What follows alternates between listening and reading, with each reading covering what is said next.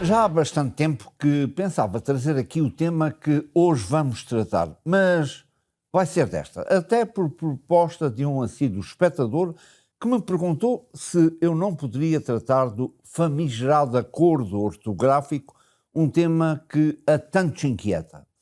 Vamos a ele, mas sem que antes eu tente fazer uma pequena distinção entre duas coisas que normalmente se confundem: a língua portuguesa e a sua escrita. Parece que são exatamente a mesma coisa, mas olha, na verdade não são a mesma coisa. A língua é algo de vivo, que as pessoas falam e que tem a ver com os sons, a fonética, portanto, as palavras, as estruturas gramaticais, os significados. A língua existe mesmo sem escrita. Por exemplo, durante bastante tempo, alguns séculos, o português foi apenas falado, não era escrito.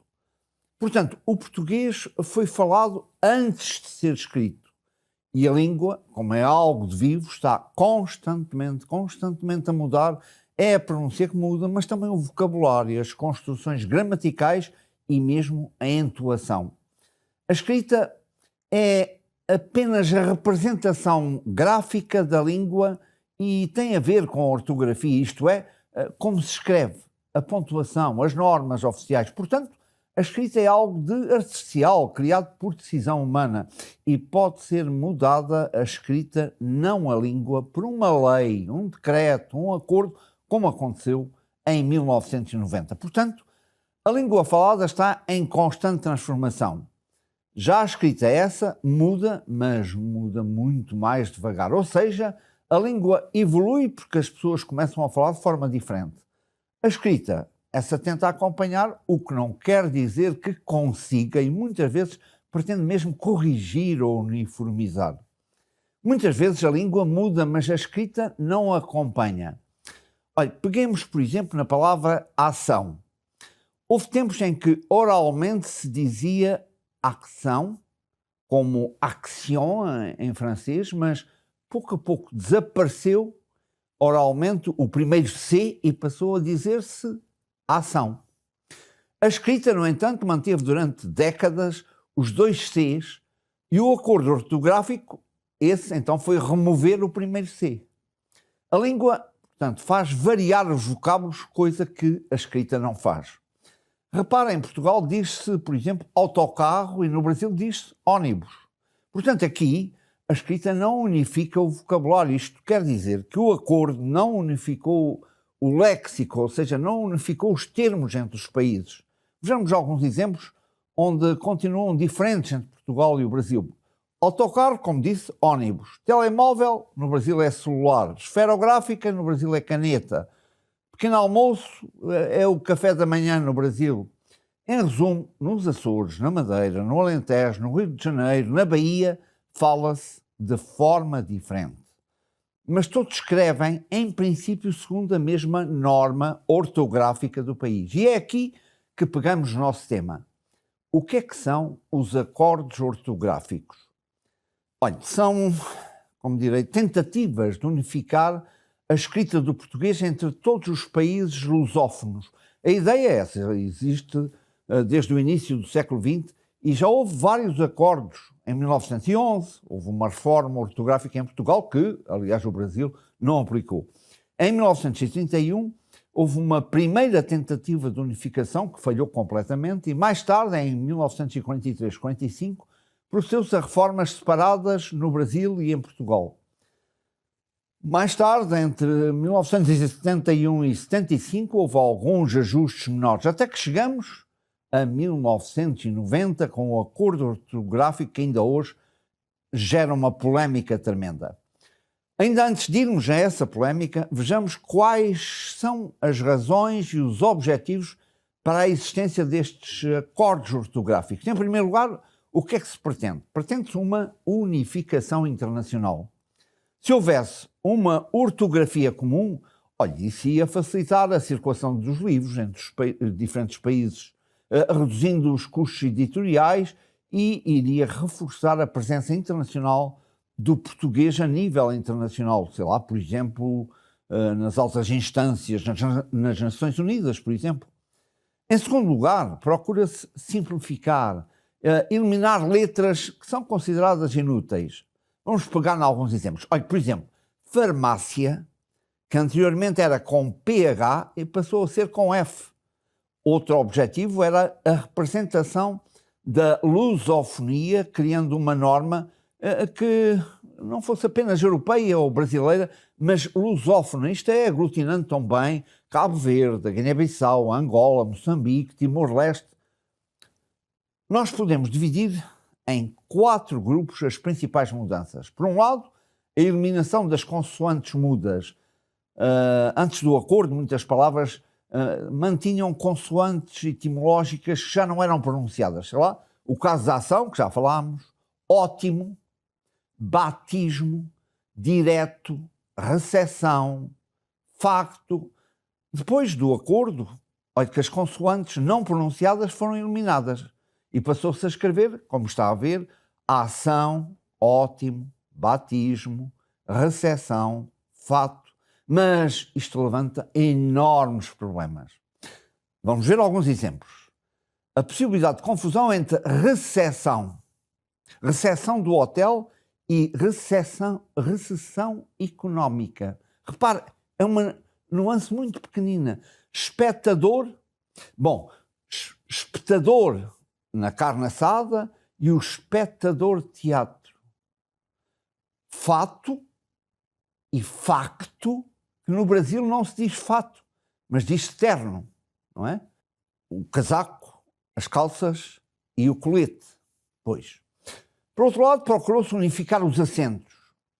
Por exemplo, no Brasil escrevia-se ideia com acento e passou a ser ideia sem acento.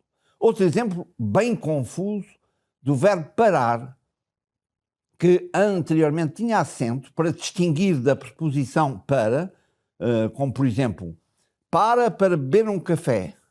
Agora, as duas palavras escritas são iguais sem acento. Ou o pelo, com acento circunflexo, e o pelo da barba, como por exemplo, passar a mão pelos pelos da barba. Mas repare, isto escrito não faz quase sentido. Anteriormente ao acordo, paraquedas, como está a ver escrito, um acento e um traço de união, e agora é paraquedas sem acento. Igualmente o hífen, há situações que são perfeitamente incoerentes. Sei lá, por exemplo, inflamatório, anti-inflamatório mantém o tracinho entre as duas palavras, mas já, por exemplo, autoestrada desapareceu. E qual é a lógica de um ter e outro não ter? E há também os casos de maiúsculas e minúsculas. Por exemplo, com o acordo, os pontos cardeais passam a ser em minúscula, mas quando designam uma região, já é em maiúscula.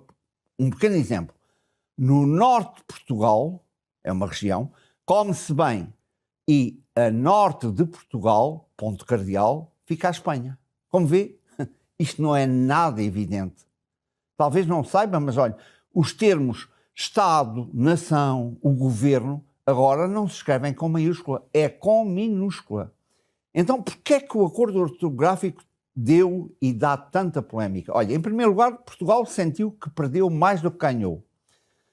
A maioria das alterações aproximou a escrita europeia da brasileira, o que gerou a percepção de cedência. Cedemos aos brasileiros. Claro que falamos do peso de 230 milhões de brasileiros e de apenas 10 milhões de portugueses. Há que ter isto em conta e também que há casos de cedências mútuas. Já aqui apresentei ainda há pouco alguns exemplos. O caso de ideia com acento que o Brasil utilizava e que agora desapareceu. É igualmente incoerências, ambiguidades, como irá, por exemplo, um pobre professor explicar a um pobre de um aluno que Egito, sem P, e egípcio, a pessoa que vive no Egito, tem P. Do mesmo modo, como é que se poderá explicar, por exemplo, que dicção se escreve com C e dicionário se escreve sem esses dois Cs. Além disso, há falta de consenso académico. De facto, há linguistas de renome, tanto em Portugal como no Brasil, que criticaram a falta de rigor científico, a ausência de estudos sólidos do ponto de vista fonético, a criação de exceções arbitrárias. Com efeito, o acordo criou muitas exceções e tem estado a gerar uma enorme confusão. E junta tudo isto o facto de haver uma implementação desigual. Antes do acordo, Portugal e o Brasil tinham ortografias, maneiras de escrever diferentes. Angola e Moçambique seguiam maioritariamente Portugal. Havia dificuldades editoriais e havia duplicação de edições. Fazia-se uma edição em Portugal, outra no Brasil. Depois do acordo, Portugal e o Brasil aproximaram-se, mas não se unificaram totalmente. De facto, o Brasil adotou o acordo rapidamente. Portugal adotou com as resistências que temos estado a falar. Angola e Moçambique não aplicaram plenamente. E isto porquê? Porque o acordo não reflete as suas realidades linguísticas, não foi construído com a participação efetiva e não traz benefícios práticos que justifiquem os custos e a perda de autonomia linguística. Portanto, não existe uma verdadeira unificação, apesar de ser esse o objetivo inicial. Finalmente, há uma certa resistência devido à identidade cultural. Para muitos falantes, a ortografia é parte da identidade nacional. Alterá-la mexe com os hábitos, com as memórias, com as tradições. Foi assim que eu aprendi e é assim que eu quero escrever. E uma última questão, é mesmo obrigatório escrever de acordo com o acordo ortográfico? Depende. É verdade que é obrigatório no que se refere à administração pública, aos documentos oficiais, no ensino, à comunicação social pública e também nas editoras que seguem normas oficiais. Isto é apenas em 4 países, Portugal, Brasil, Cabo Verde e São Tomé e Príncipe. Nos restantes países lusófonos, a adoção não existe, nem parcial, ou então é contestada.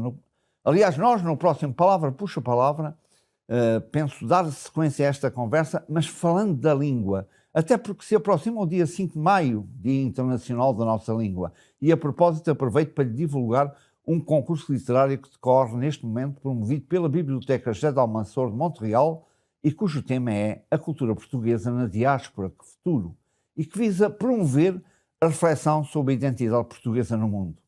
A divulgação dos resultados, esse vai ser no Dia Mundial da Língua Portuguesa, a 5 de maio, pois. Bom, mas estou-me a desviar do assunto. Até ao próximo Palavra Puxa Palavra.